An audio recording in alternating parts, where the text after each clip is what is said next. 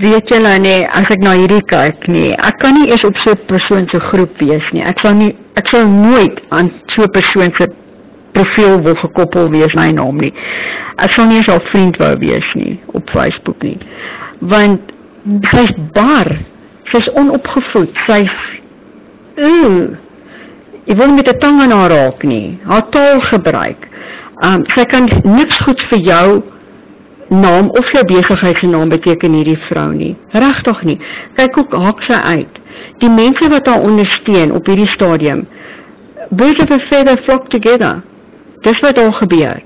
Ek wil nie geassosieer word met mense, onopgevoede, bar mense wat geld het wat jy ook nie weet hoe hulle dit bekom het nie, maar hulle kan nie klaas koop nie. Nee, herder ons. Ek kan ook maar lekker soos 'n matroos afgaan die dag as ek tyd het, maar ek sien myself as 'n lady deur en deur.